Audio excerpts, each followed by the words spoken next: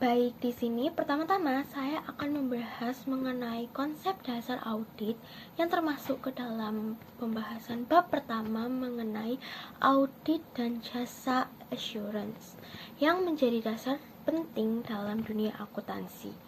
Nah, di sini pertama-tama kita mulai dari pengertiannya. Nah, audit sendiri itu merupakan proses pengumpulan dan evaluasi bukti untuk menentukan apakah suatu informasi itu sudah sesuai dengan kriteria yang ditetapkan. Nah, proses ini itu ditentukan oleh pihak yang kompeten dan independen, sehingga dalam audit itu terdapat beberapa unsur penting, yaitu informasi yang diperiksa, kriteria sebagai standar, bukti audit, dan audit sebagai pemeriksa, serta hasil berupa laporan audit. Nah, selanjutnya ini kita akan membahas mengenai pembedaan antara auditing dan accounting. Nah, kalau accounting sendiri itu merupakan proses pencatatan dan penyusunan laporan keuangan, sedangkan kalau audit itu merupakan proses pemeriksaan terhadap laporan keuangan. Nah, jadi akuntan itu akan membuat laporan. Nah, auditor itu yang memeriksa kebenarannya, apakah sudah sesuai standar dan wajar atau tidaknya.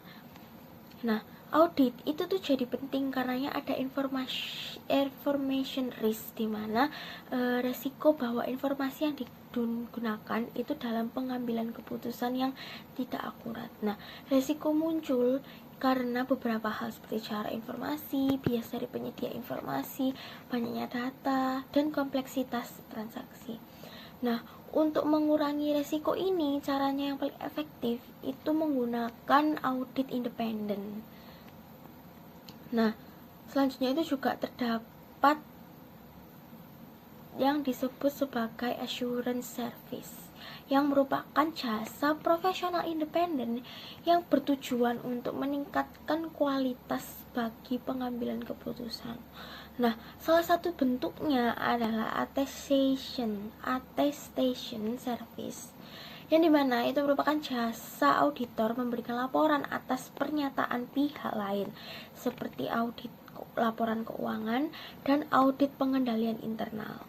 Nah, selain itu juga ada non-insurance service, seperti jasa pajak, pembukuan, dan konsultasi manajemen. Nah, dalam praktiknya itu terdapat 3 jenis audit utama. Yang pertama itu ada operational audit, yang fungsinya itu menilai efisiensi dan efektivitas operasi. Nah, selanjutnya itu ada compliance audit, yang menilai kepatuhan terhadap aturan.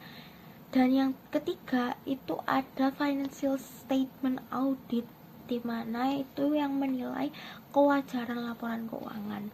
Nah, audit itu dilakukan oleh berbagai jenis auditor seperti CPA, terus juga sebagai auditor eksternal. Terus juga ada internal auditor dalam perusahaan, auditor pemerintah, dan auditor pajak. Nah, untuk menjadi CPA atau Certified Public Accounting itu ada 3 syarat utama, yaitu yang pertama pendidikan, lulus ujian, dan pengalaman kerja.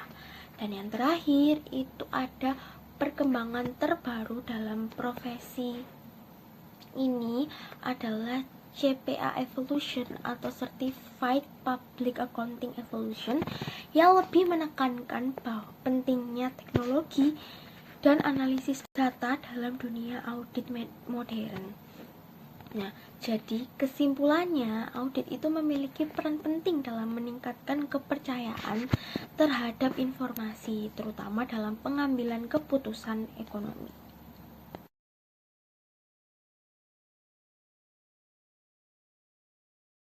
Baik, di sini saya akan mereview materi bab 2 mengenai profesi akuntan publik dan kantor akuntan publik.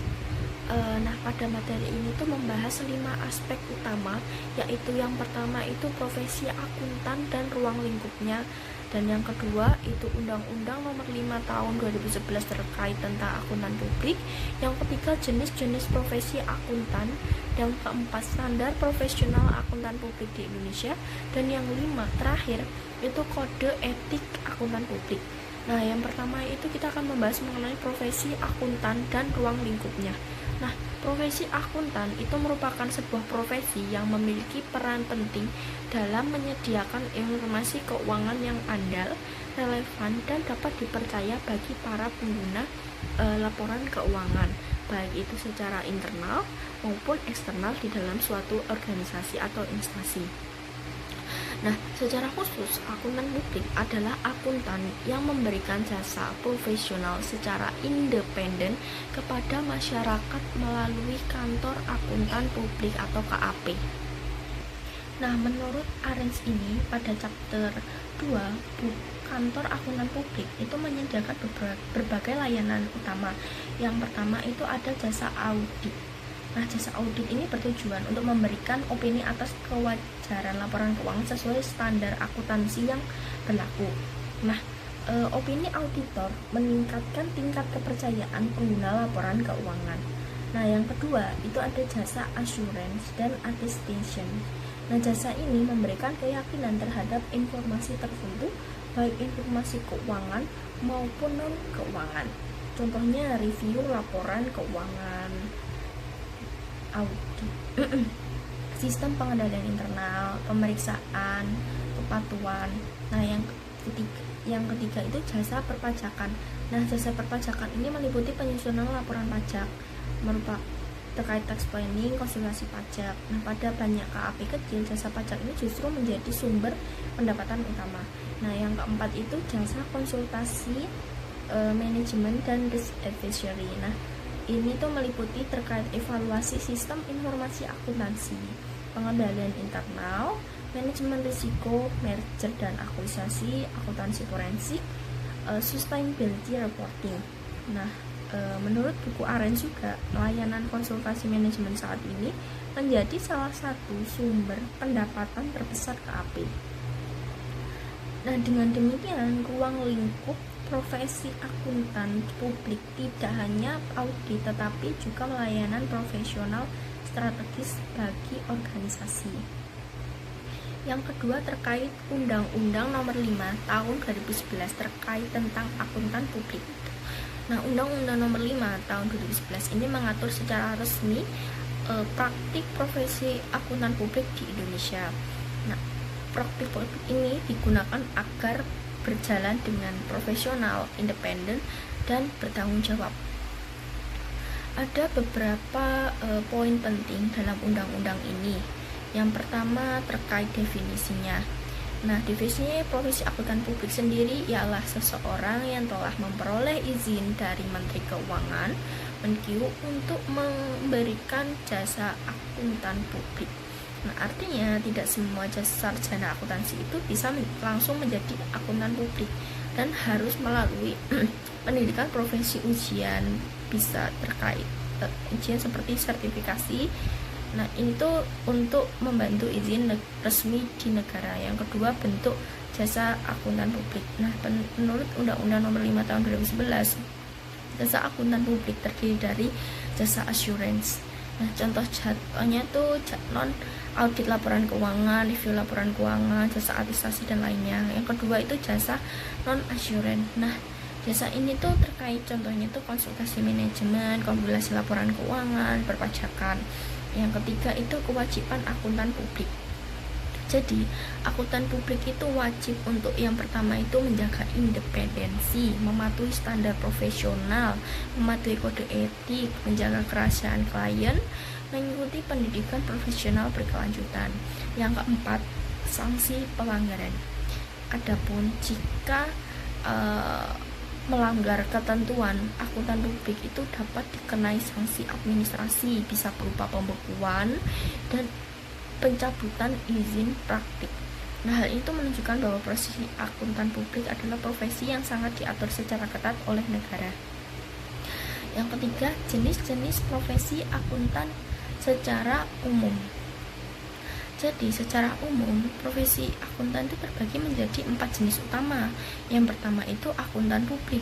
Nah, akuntan publik ini bekerja secara independen melalui kantor akuntan publik atau KAP dan memberikan jasa kepada masyarakat.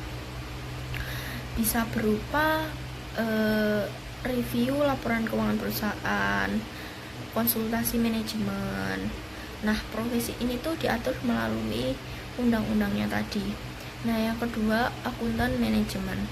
Akuntan manajemen ini bekerja di dalam suatu perusahaan, di dalam internalnya. Nah, tugasnya itu antara lain itu yang pertama menyusun laporan internal, merencanakan anggaran, menganalisis biaya. Nah, fokus dari akuntansi manajemen ini untuk membantu manajemen di dalam suatu perusahaan. Yang ketiga, akuntan pemerintah. Akuntan pemerintah seperti namanya, itu bekerja di dalam instansi atau di pemerintah. Contohnya seperti BPK, di kementerian, di inspektorat. Nah, tugasnya untuk memastikan pengelolaan keuangan negara itu berjalan secara transparan dan akuntabel. Yang terakhir ada akuntan pendidik. Akuntan pendidik ini bekerja di bidang akademik seperti dosen, peneliti. Nah, perannya ini penting dalam menghasilkan calon akuntan profesional di masa depan. Yang keempat, standar profesional akuntan publik di Indonesia. Nah, standar profesional akuntan publik atau SPAP merupakan pedoman utama bagi akuntan publik dalam menjalankan pekerjaan yang secara profesional. SPAP disusun oleh organisasi profesi, yaitu IAPI atau Institut Akuntan Publik Indonesia. Tujuan SPAP sendiri adalah memastikan bahwa pekerjaan akuntan publik dilakukan secara kompeten, independen, objektif, berkualitas tinggi.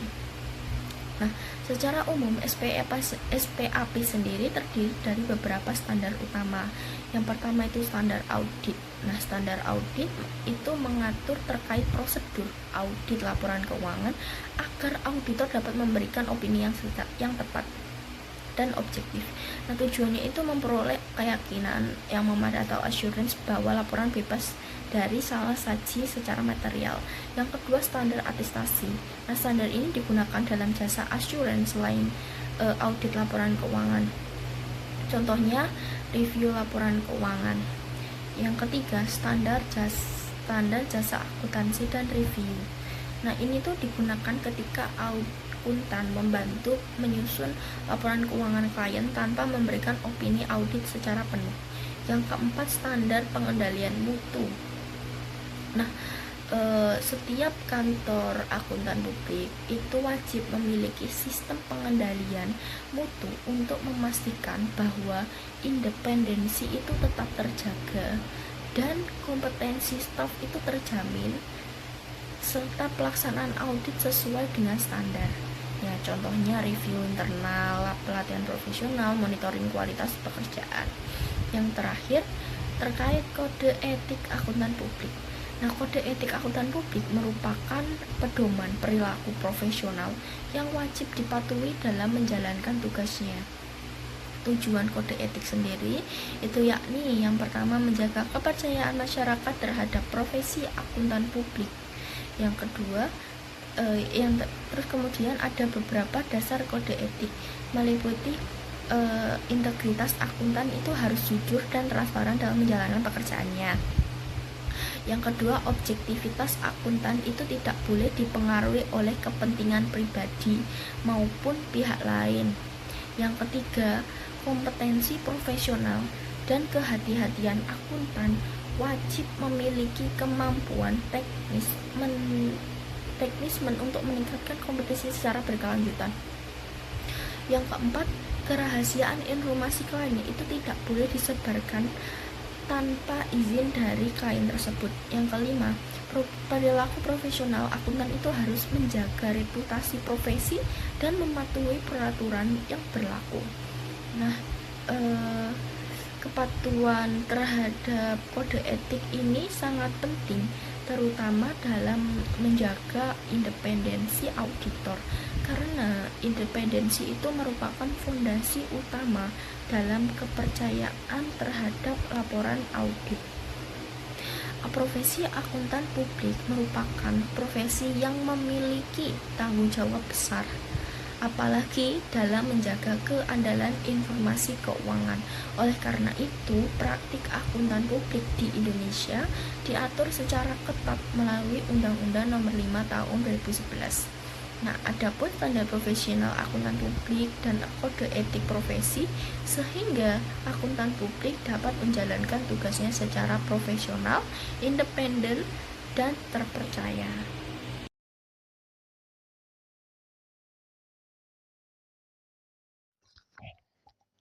Baik, di sini saya akan menjelaskan materi pertemuan ketiga dari buku Ernst chapter 3, yaitu mengenai laporan audit atau audit report. Laporan audit ini merupakan langkah terakhir dari seluruh proses audit. Laporan ini sangat penting karena berfungsi sebagai sarana komunikasi dari temuan auditor kepada pengguna laporan keuangan, seperti investor dan kreditor, digunakan untuk mendapatkan keyakinan apakah laporan keuangan sudah disajikan secara wajar atau belum. Dalam laporan audit atau audit report terdapat beberapa opini audit, dari yang opini terbaik hingga opini terburuk. Di antaranya yang pertama atau opini terbaik ini ada opini wajar tanpa pengecualian atau standard unmodified opinion, diberikan jika semua laporan keuangan sudah lengkap, buktinya sudah cukup, dan standar akuntansinya sudah terpenuhi, serta tidak ada situasi yang memerlukan penjelasan tambahan. Kemudian opini kedua yaitu ada wajar tanpa pengecualian dengan paragraf penjelas, di mana laporan keuangan sudah dianggap wajar, namun auditor merasa perlu memberikan informasi tambahan, misalnya perubahan prinsip akuntansi atau keraguan kelangsungan usaha. Opini ketiga yaitu wajar dengan pengecualian atau qualified. Auditor menyimpulkan laporan keuangan wajar secara keseluruhan, kecuali untuk aspek tertentu karena adanya pembatasan ruang atau penyimpangan dari standar akuntansi. Di bawahnya ada opini tidak wajar atau adverse, yaitu auditor menyimpulkan bahwa laporan keuangan secara keseluruhan tidak menyajikan secara wajar posisi keuangan perusahaan karena adanya penyimpangan yang sangat material dan terjadi secara merata. Dan yang terakhir yaitu opini pernyataan tidak memberikan pendapat atau disclaimer. Di mana auditor tidak dapat merumuskan opini karena pembatasan ruang lingkup yang sangat berat atau karena auditor tidak independen. Kemudian di dalam laporan audit menurut standar AICPA untuk entitas non publik ada beberapa bagian-bagian, ada 8 bagian. Yang pertama itu ada judul laporan, alamat laporan audit, seksi opini, basis opini, tanggung jawab manajemen, tanggung jawab auditor, serta tanda tangan dan alamat kantor akuntan publik atau KAP, dan tanggal laporan audit. Dimana yang pertama judul laporan ini harus menceritakan kata independen. Kemudian yang kedua ada alamat laporan audit yang biasanya ditujukan kepada dewan direksi atau pemegang saham. Yang ketiga yaitu seksi opini, merupakan bagian awal yang menyatakan kesimpulan auditor dan daftar laporan keuangan yang diaudit. Yang keempat yaitu basis opini, menyatakan bahwa audit dilakukan secara sesuai standar akuntansi dan auditor telah melakukan secara independen. Bagian kelima yaitu tanggung jawab manajemen, menjelaskan peran manajemen. Kemudian ada tanggung jawab auditor, menjelaskan tujuan audit untuk memperoleh keyakinan yang memadai. Kemudian yang ketujuh ada tanda tangan dan alamat kantor akuntan publik KAP, merupakan identitas pihak yang bertanggung jawab secara hukum. Dan terakhir tanggal laporan ke audit, tanggal ketika auditor telah memperoleh bukti audit yang cukup dan tepat. Di dalam laporan audit ada beberapa konsep materialitas. Di sini materialitas merupakan faktor kunci dalam menentukan jenis opini. Ada 3 yaitu tidak material, material, dan sangat material. Yang pertama tidak material ini keputusan pengguna tidak terpengaruh.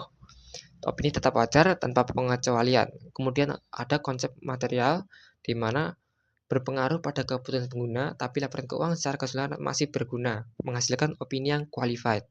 Yang terakhir itu ada sangat material atau pervasif. Sebagian besar keputusan pengguna seakan salah jika mengandalkan laporan tersebut. Ini menghasilkan opini adverse atau disclaimer.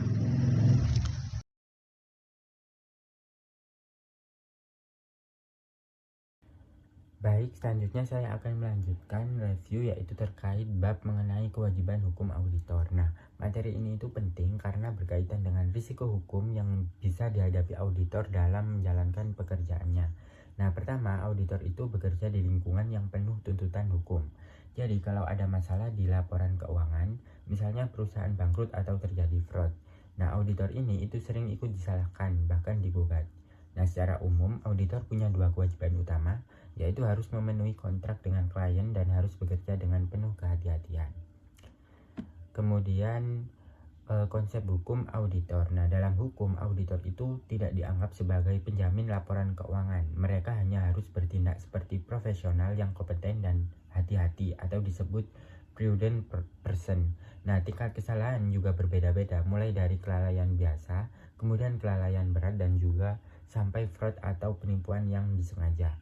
Semakin berat kesalahannya, semakin besar juga konsekuensi hukumannya. Kemudian tanggung jawab kepada klien. Nah, kalau ke klien, auditor paling sering dituntut karena hal-hal seperti tidak menemukan fraud atau terlambat menyelesaikan audit. Dasar gugatannya biasanya karena pelanggaran kontrak, kelalaian, atau fraud, tapi auditor juga bisa membela diri. Misalnya dengan menunjukkan bahwa audit sudah dilakukan sesuai standar, atau justru klien juga ikut lalai. Kemudian tanggung jawab kepada pihak ketiga. Nah, selain klien, auditor juga bisa dituntut oleh pihak ketiga seperti investor atau kreditor. Tapi ini itu tergantung pendekatan hukum. Kalau pendekatannya sempit, hanya yang punya kontrak langsung yang bisa menuntut. Tapi kalau pendekatannya luas, pihak yang diperkirakan menggunakan laporan keuangan juga bisa ikut menggugat. Jadi semakin luas pendekatannya, semakin besar juga risiko hukum auditor. Kemudian tanggung jawab berdasarkan undang-undang. Dalam undang-undang sekuritas, auditor juga punya tanggung jawab besar. Misalnya di Security Act 1933, investor bisa menuntut auditor jika laporan keuangan mengandung salah saji material. Sedangkan di Security Exchange Act 1934, auditor bisa dituntut jika terbukti ada unsur penipuan atau kelalaian berat. Di sini auditor biasanya harus membuktikan bahwa mereka sudah bekerja sesuai standar atau melakukan due diligence. Lalu tanggung jawab pidana. Nah, kalau sudah masuk pidana, berarti kesalahannya bukan sekedar lalai, tapi memang disengaja. Contohnya itu seperti memalsukan laporan keuangan, membantu penipuan, atau menghancurkan dokumen audit. Nah, dalam kasus seperti itu, auditor bisa kena denda bahkan hukuman penjara. Apalagi sejak adanya Sarbanes-Oxley Act 2002 yang memperketat aturan. Lalu respon profesi auditor. Nah, untuk mengurangi risiko hukum, profesi auditor juga melakukan berbagai upaya, misalnya dengan menetapkan standar audit, kemudian meningkatkan kualitas dokumentasi, memberikan sanksi kepada auditor yang melanggar, serta mengedukasi masyarakat tentang batasan audit. Selain itu, penggunaan engagement letter juga penting supaya hubungan auditor dan klien ini tuh jelas sejak awal. Lalu perbedaan business filer, audit filer, dan juga audit risk. Nah, ketiga perbedaan ini itu penting untuk dipahami, yang mana business filer itu terjadi karena perusahaan ini itu memang gagal, misalnya karena kondisi ekonomi atau salah manajemen. Sedangkan audit failure ini itu terjadi kalau auditor tidak melakukan audit sesuai dengan standarnya sehingga gagal menemukan kesalahan. Nah, audit risk itu berbeda lagi. Ini merupakan risiko yang tetap ada walaupun auditor sudah bekerja sesuai standar, karena audit itu punya keterbatasan seperti penggunaan sampling. Nah, masalahnya masyarakat ini itu sering tidak membedakan ini sehingga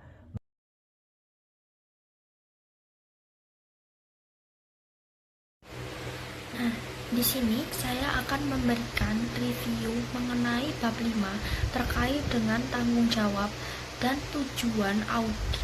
Nah, ada beberapa aspek yang akan dibahas mengenai bab 5 ini. Nah, yang pertama itu terkait dengan tujuan pelaksanaan audit atas laporan keuangan, tanggung jawab manajemen, dan tanggung jawab auditor. Nah, kita langsung saja membahas mengenai yang pertama. Tujuan pelaksanaan audit atau laporan keuangan sendiri adalah untuk memberikan opini auditor mengenai apakah laporan keuangan telah disajikan secara wajar dalam semua hal yang material sesuai dengan kerangka pelaporan keuangan yang berlaku.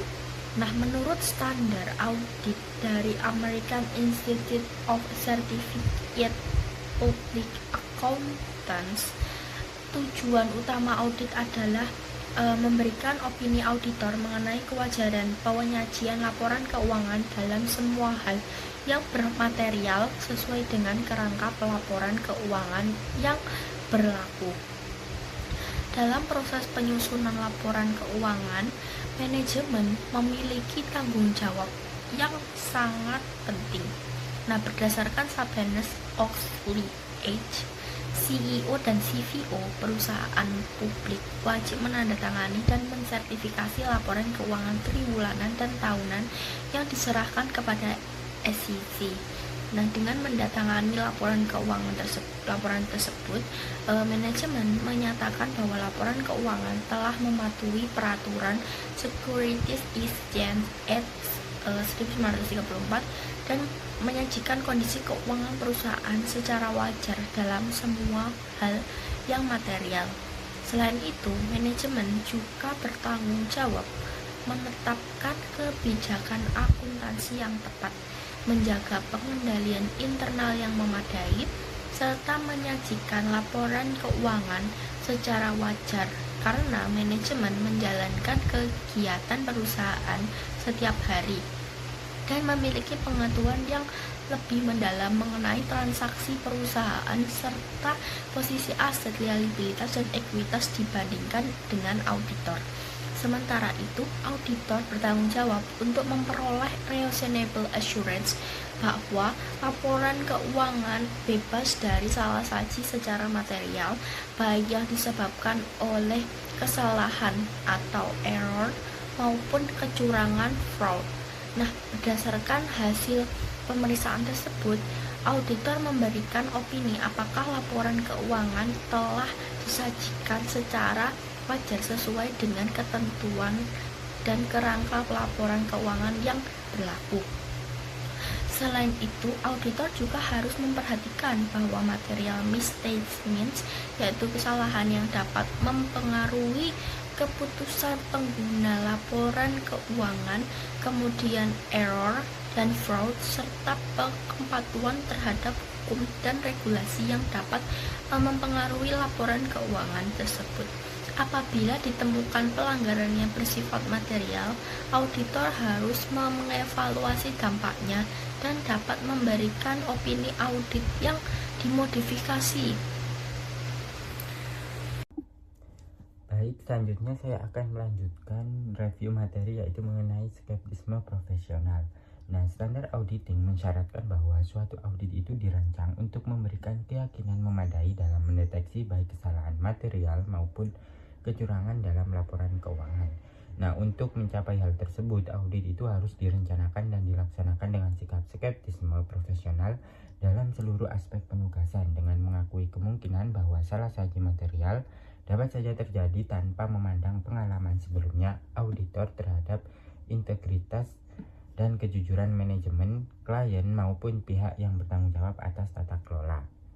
Nah, aspek skeptisme profesional itu ada dua komponen, yaitu questioning, yang mana auditor tidak boleh langsung percaya pada informasi klien tetapi harus melakukan verifikasi lebih lanjut, dan juga critical assessment, yang mana auditor harus mengevaluasi bukti secara kritis dan memperhatikan ketidakkonsistenan. Kemudian ada professional judgment. Nah, professional judgment merupakan kemampuan auditor untuk menggunakan pengetahuan, pengalaman, dan juga pertimbangan profesionalnya dalam mengambil keputusan selama proses audit. Nah, professional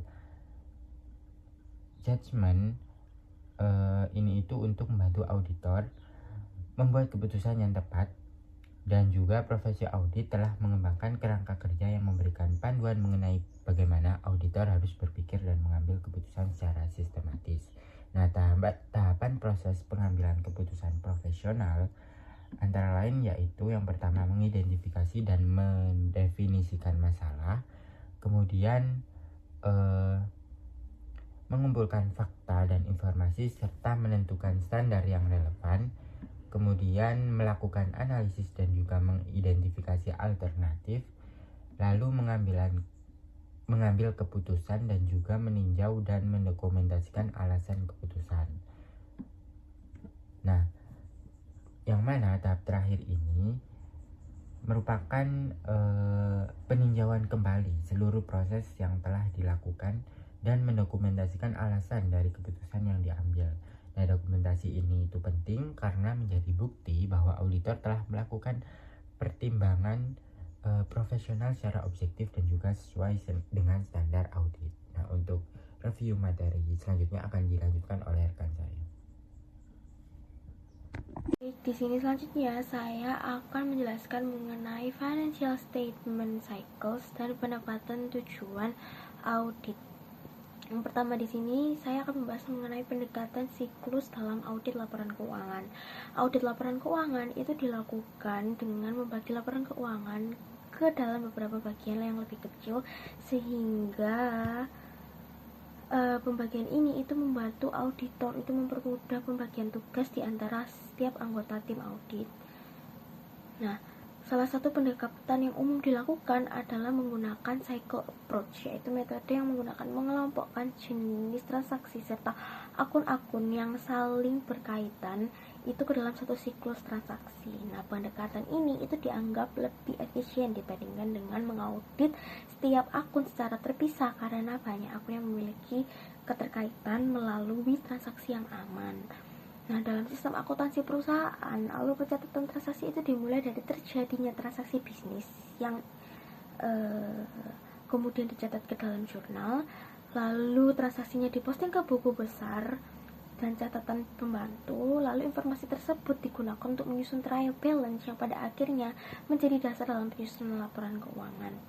Selanjutnya itu ada jenis-jenis transaksi cycle dalam audit. Yang pertama itu ada sales and collection cycles, di mana siklus ini berkaitan dengan transaksi pelanggan serta penerimaan kas dari pelanggan tersebut. Nah, yang kedua itu ada acquisition payment cycles, di mana siklus ini itu mencakup transaksi yang berkaitan dengan pembelian barang dan jasa serta pembayaran kepada pemasok. Terus ada juga payroll dan personal cycle, di mana siklus ini itu berkaitan dengan transaksi yang berhubungan dengan tenaga kerja perusahaan seperti pembayaran gaji dan kewajiban yang terkait dengan karyawan. Lalu ada inventory dan warehousing cycle, di mana siklus ini itu mencakup aktivitas yang berhubungan dengan persediaan, termasuk penyimpanan barang dan perhitungan harga pokok penjualan. Nah, siklus ini itu memiliki hubungan dengan siklus lain karena biaya persediaannya itu dapat berasal dari pembelian bahan baku, tenaga kerja maupun overhead. Terus juga ada capital acquisition dan repayment cycle, di mana siklus ini berkaitan dengan aktivitas perolehan modal dan pembayaran kembali sumber pendanaan perusahaan seperti penempatan saham, utang, ataupun pembayaran bunga dan pembayaran dividen. Nah, yang selanjutnya itu ada hubungan antar siklus transaksi ya. Nah, kelima siklus transaksi yang udah aku sebutkan tadi itu saling berhubungan tentunya dalam kegiatan operasional perusahaan. Nah, pada awalnya kan perusahaan memperoleh modal. Biasanya tuh umumnya itu dalam bentuk kas dan kemudian digunakan untuk membeli bahan baku, aset tetap, serta barang dan jasa lainnya yang melalui siklus perolehan dan pembayaran. Selain itu juga, kas itu juga bisa digunakan untuk membayar tenaga kerja melalui siklus penggajian dan personalia. Lalu bahan baku, tenaga kerja, dan overhead itu kemudian akan menghasilkan persediaan yang termasuk dalam siklus persediaan dan pergudangan. Setelah produk selesai, barang tersebut akan dijual ke pelanggan melalui siklus penjualan dan penagihan, dan kas yang diperoleh dari penjualan kemudian akan kembali untuk membayar kewajiban perusahaan serta mendukung kegiatan operasional lainnya. Lalu juga yang terakhir ada penetapan tujuan audit atau setting audit objektif, di mana dalam audit laporan keuangan, auditor itu menetapkan tujuan dengan melakukan pengujian terhadap transaksi yang membentuk saldo akhir akun serta melakukan pengkajian terhadap saldo akun tersebut. Nah, pendekatan ini bertujuan untuk memastikan bahwa transaksi yang dicatat itu benar dan saldo akun yang dilaporkan dalam laporan keuangan itu dapat dipercaya. Jadi secara umum auditor itu biasanya memperoleh tingkat keyakinan yang memadai untuk melakukan kombinasi antara pengujian transaksi dan pengujian terhadap saldo akun yang terkait. Kemudian saya akan menjelaskan mengenai manajemen assertion atau pernyataan manajemen. Manajemen assertion merupakan representasi pernyataan yang tersirat atau diekspresikan oleh manajemen tentang kelas transaksi dan akun serta pengungkapan yang terkait dalam laporan keuangan. Dalam kebanyakan kasus, asersi manajemen bersifat tersirat. Ada dua jenis asersi manajemen, yaitu asersi manajemen terkait transaksi dan kejadian, dan juga asersi manajemen terkait saldo, di mana keduanya memiliki beberapa poin-poin yang harus terpenuhi agar asersi manajemen dapat diakui dan dianggap benar. Kemudian yang selanjutnya yaitu transaction related audit objective, merupakan tujuan audit yang berkaitan dengan transaksi, terbagi menjadi dua, yaitu umum dan juga khusus, yang dimana keduanya saling berhubungan dengan asersi manajemen. Di tujuan audit umum yang berkaitan dengan transaksi ini ada beberapa poin, yaitu keterjadian, kelengkapan, keakuratan, posting dan pengikhtisaran, klasifikasi, penetapan waktu, dan juga penyajian, di mana dari semua poin-poin ini harus terpenuhi dan sudah disertakan dengan bukti yang mendukung. Selanjutnya, tujuan audit terkait saldo. Tujuan audit terkait saldo diterapkan pada saldo akun akhir dalam laporan posisi keuangan atau neraca, seperti piutang dagang, persediaan, dan utang wesel. Auditor melakukan pengujian pada detail yang mendukung saldo akun tersebut untuk memverifikasi kewajarannya. Terdapat 9 tujuan audit terkait saldo. Yang pertama ada keberadaan, yang kedua kelengkapan, yang ketiga akurasi, yang keempat bisa batas, yang kelima detail lain, yang keenam nilai realisasi, yang ketujuh klasifikasi, yang keempat yang kedelapan hak dan kewajiban, dan yang terakhir penyajian. Lalu selanjutnya, how audit objectives are met atau penyampaian tujuan audit. Terdapat 4 fase. Yang fase pertama perencanaan dan perancangan pendekatan audit, yaitu auditor melakukan prosedur penilaian risiko untuk mengidentifikasi potensi salah saji material. Langkah ini mencakup pemahaman atas entitas, lingkungannya, pemahaman pengendalian internal, serta penilaian risiko pengendalian untuk menentukan luas bukti yang diperlukan. Lalu fase kedua, pengujian pengendalian dan pengujian substantif transaksi. Pengujian pengendalian ini dilakukan untuk menguji efektivitas kebijakan dan prosedur pengendalian klien dalam mendukung pengurangan risiko pengendalian yang direncanakan. Dan untuk pengujian substantif transaksi merupakan proses verifikasi jumlah moneter transaksi untuk memastikan tujuan audit terkait transaksi telah terpenuhi. Fase ketiga yaitu prosedur analitis substantif dan pengujian detail saldo. Prosedur analitis substantif ini melakukan evaluasi informasi keuangan melalui analisis hubungan logis antara data keuangan dan non keuangan untuk memberikan keyakinan atas saldo akun. Dan untuk pengujian detail saldo yaitu prosedur spesifik untuk menguji salah saji moneter pada saldo akhir, seperti konfirmasi langsung kepada pihak ketiga yang dianggap sebagai bukti yang berkualitas tinggi. Dan fase keempat yaitu penyelesaian audit dan penerbitan laporan audit. Setelah semua prosedur selesai, auditor menggabungkan informasi yang diperoleh untuk mencapai kesimpulan keseluruhan. Auditor kemudian menerbitkan laporan audit yang menyertai laporan keuangan publik klien.